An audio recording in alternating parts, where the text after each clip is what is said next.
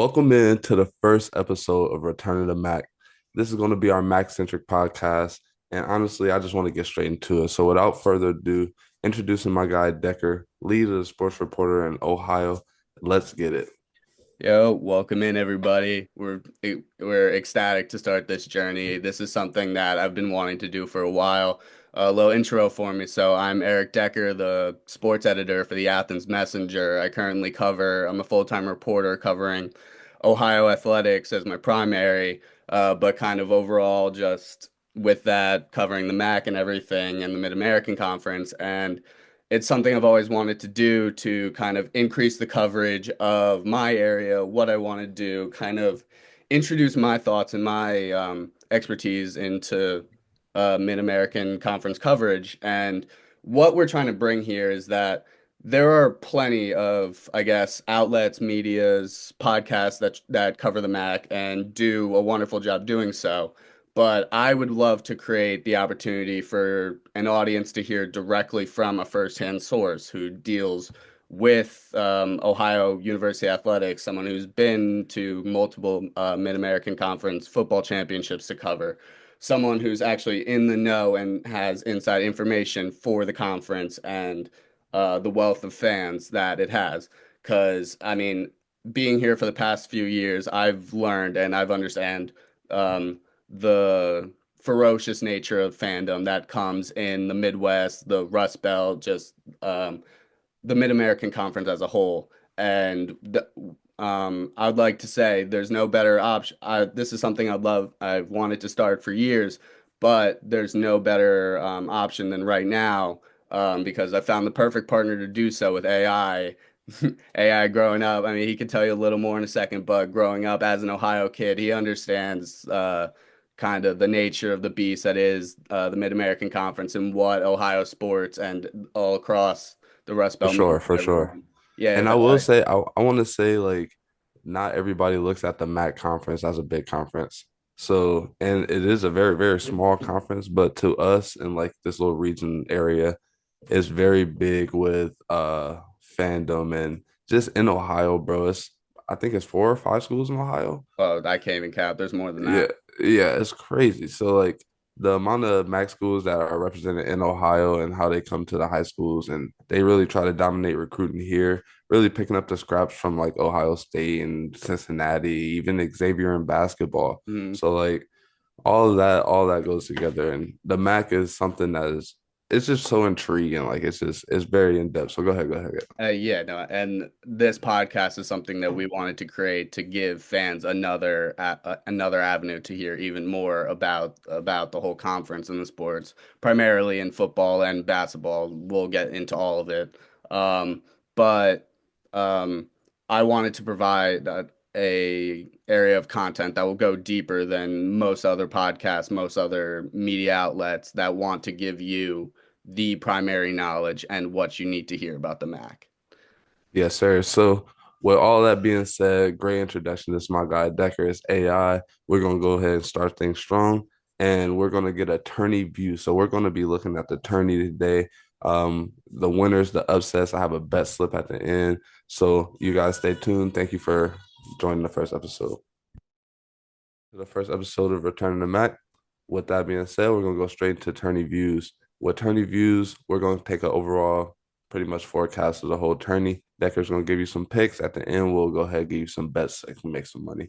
So we're gonna go ahead and start with number one versus number eight. And that'll be Akron at 25-6 against Bowling Green at 14 and 17. And this will be starting Thursday at 11. And that will kick off the tournament for the MAC. I was gonna say this is a fun one starting off. So this matchup can simply be described as who has the biggest Johnson and whose Johnson can show up the most. With Akron, so Akron, the number one seed in the tournament, absolutely dominant throughout the entire year. Lost one conference game all year. They're led by Nate and Tavari Johnson, two backcourt guys who are incredible shooters. This team is by far the deadliest shooting team in the conference. 47 as a whole, and then 36 as a team from deep.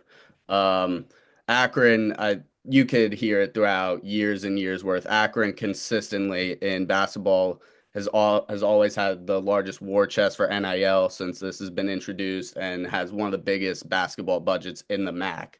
Um, And real quick, why is that? I don't even know. I can't even tell you. I got here a few years ago, and how does that make any sense? Yeah, we're You're the Ohio kid. What's going well, on in Akron? Has I Akron got will money? say Akron, they have good alumni. And I would say basketball is probably way easier to fund than football because in football they're terrible. Yeah, that's So what I've always said. Yeah, it yeah, makes the most so sense.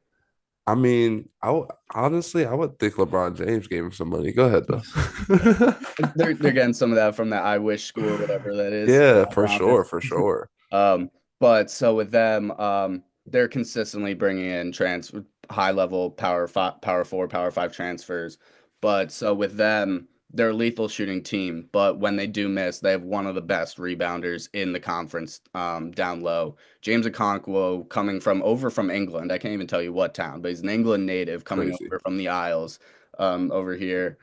Taking on Bowling Green. And the funniest thing with this matchup is that they've only linked up once this season. Akron only had a 3-point win. It was the first game of the conference schedule for both teams, so Okay. completely different teams at that point. Yes, for And with sure. Bowling Green's led by Marcus Johnson, and they have a more rounded scoring effort, but overall they needed so much help to even get into the tournament at the end of the year. Their rebounding is kind of a lacking part of their game. So overall, I just don't think it matches up well for Bowling Green. I don't see this being a close one. I have Akron easily moving on into the next round. And you said um the big presence down low for Akron was Okonkwo. the big, yeah. And I don't see a big on Akron's roster or on Bowling Green's roster that is decent. Bowling Green has two guys averaging even over 6 rebounds a game. I Yeah, really so think this is going to we be a got Felt and Towns averaging the rebounds, but also Towns has 6 games played, so and Felt is 30 games played, but he averages 5 and 6. So those rebounds are a lot of just like you average a lot of yeah. I minutes. mean, you mentioned it there with Towns, yeah, being out so much. Yeah. That's tough. That's really tough. So that's gonna be a tough matchup. And I think Bowling Green to win the whole thing was at plus 6,500. So that's That's already saying that no. crazy. $10 for 650 is a lot. Yeah. All right. So we got Akron as the winner. And I think this is a good year for Akron. I think they could continue the dominance. I'll get to a little bit what I think a little bit more when we get lower in the bracket, but Mhm. moving on to number two at 23-8, 14-4 in conference against number seven, Eastern Michigan, 16-15, 9-9 in conference. Before you say anything, this is my Cinderella story of the MAC. It's going to be Eastern Michigan only because they started off really slacking, but they're very talented. Then they started to peak right at the end, and they kind of had a hard fight getting them into the tourney uh, to bring them to Cleveland anyway.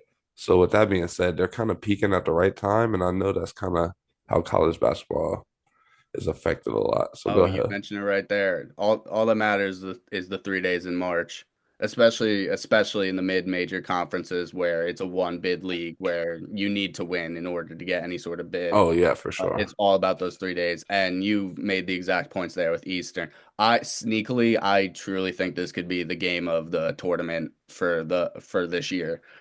Eastern 9-9 in conference, but what they had to do at the end of the year, in order to make it after start. God, I can't even remember the exact numbers that they're at.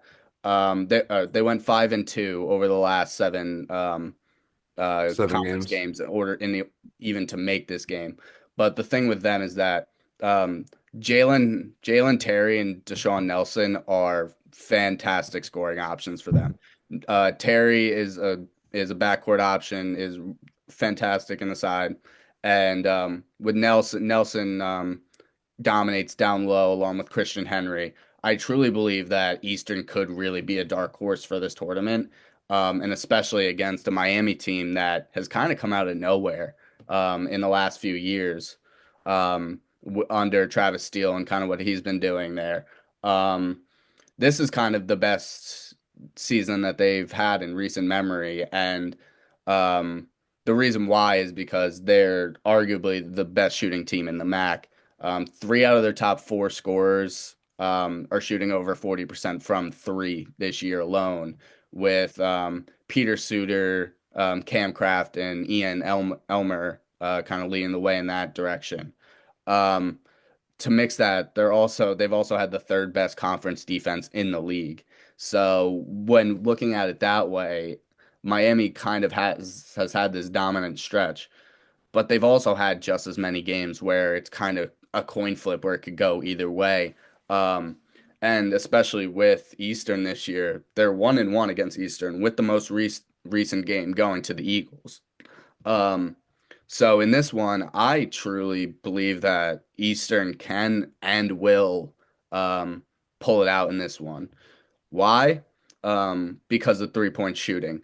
The thing with conference tournaments and especially the MAC, and one of the biggest things I like to rely on and kind of believe in is the switch from the conference tournaments at Quicken Loans is I don't even know if it's Quicken Loans Arena anymore, wherever the Cavs play, whoever sponsors that at this point.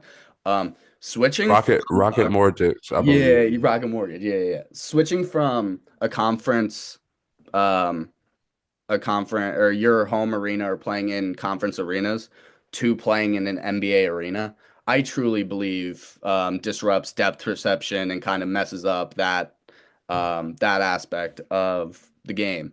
And with how heavily Miami relies on deep shooting and with how much of an inside presence that Eastern has, I really do think that Eastern can pull this one out. Yeah, so I feel like if Miami goes in, oh, I know you hear that. Oh, you're good. I can cut that out. You're good.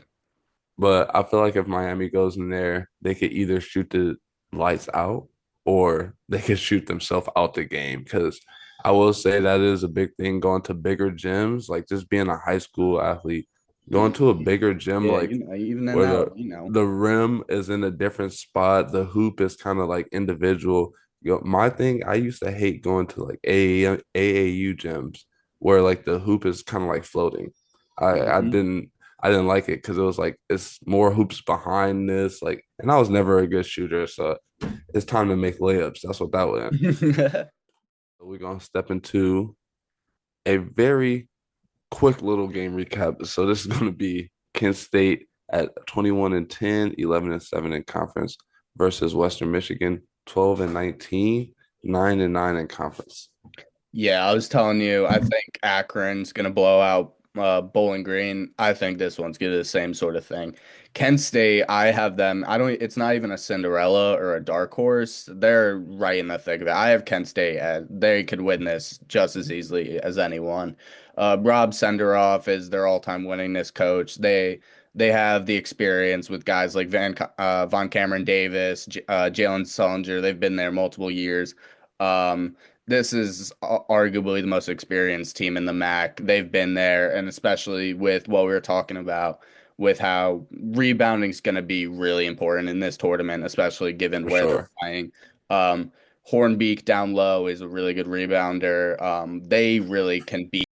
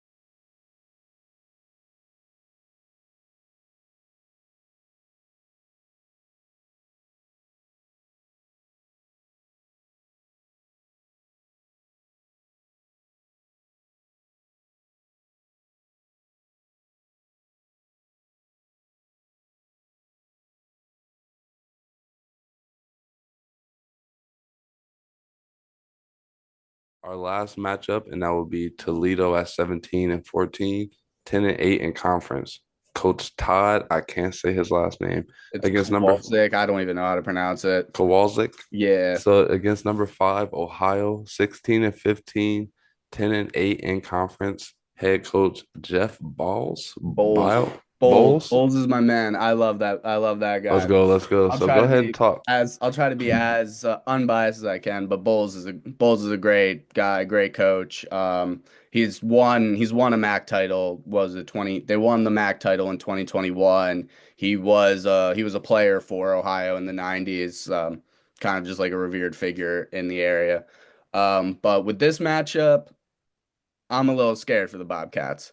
I don't know what's going to happen. These guys, Ohio came into the year as preseason favorites. AJ Clayton was expected to be a MAC Player of the Year type candidate, and it just hasn't happened.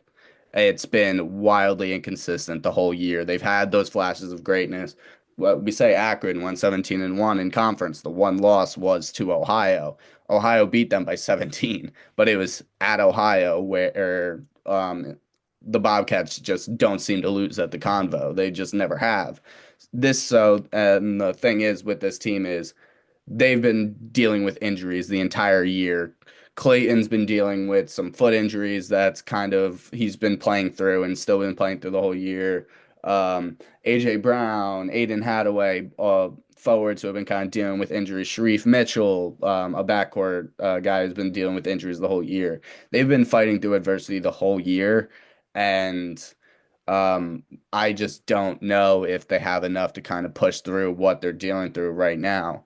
And with Toledo, Ohio ended their season playing at Toledo. I think they lost by 9 or 10 points. It wasn't a great game for them. So they're just coming off a loss to Toledo. Um, I don't have great expectations for them in this game, in this tournament. They can beat anyone, but they can also lose to anyone.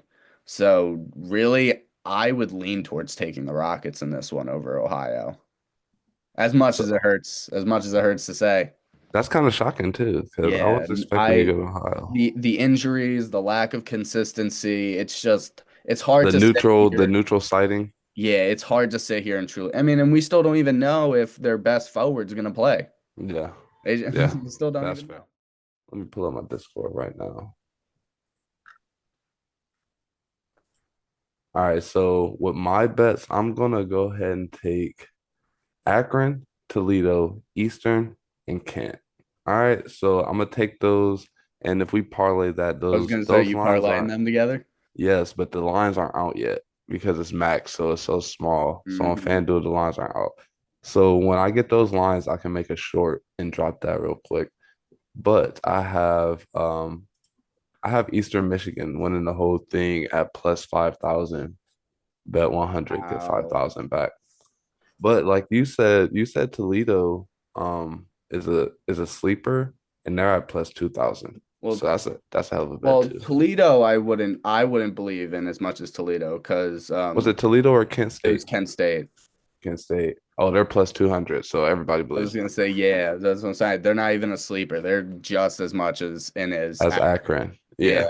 I think I took Akron at plus 175 to win it because I truly believe just overall with the multiple shooting options and with Okonkwo leading that kind of rebounding department, I they run through. And I seen that Okonkwo guy came from he's a transfer from Ohio State. Am I wrong? Oh, is he? Yeah, he is. I was looking at the Oh, that's portal. what I'm He came from saying. Ohio That's what I'm State. saying. Yeah. They got that four talent they're bringing in. Yeah, Um, they I, got they got one from Ohio State and two from West Virginia. that's ridiculous. So that's why Akron is on fire right now. Yeah, yeah. But I got them at plus 175, and it'll give me a chance to plug my gambling column with the Athens news in the area. Double down with Decker if you want to Google it or look it up. I give you Akron plus 175 and a few other conference championship picks for this weekend. And drop that link in the bio. Absolutely. All right. So with that being said, pretty much, man, we're gonna go ahead and wrap this up. everybody who's going to support and follow going forward. We'll get more in depth. We'll have more bets, honestly, because that's going to be my side of the thing. I'm going to love to place bets on little Mac Mhm. games. When football season comes around, Maction in the middle of the night, that's my time of night. And I'm gonna be up, I'm gonna be watching all those games. So I Oh, I'll will be at those Tuesday, Wednesday midweek games. I'll be there. yes, sir. So I want to say big ups to you for bringing me along for the ride. And Uh, if you want to go ahead and do the outro, we can rock out. yeah, no, absolutely. And like I said before, there's no better person to kind of bring in and help me join kind of start this journey and make this a real thing than AI. So, um, all I do kind of want to say is thank you for watching. Please follow along, like, subscribe, follow along on the social medias. I'll plug them down low in the description for the video. But this is something that we promised you. We want to continuously and consistently create this sphere where we want it. But anyway, thank you. Thank you for following along. Thank you for watching. And we can't wait to bring you more in the future. Yes, sir. Peace out. Yep.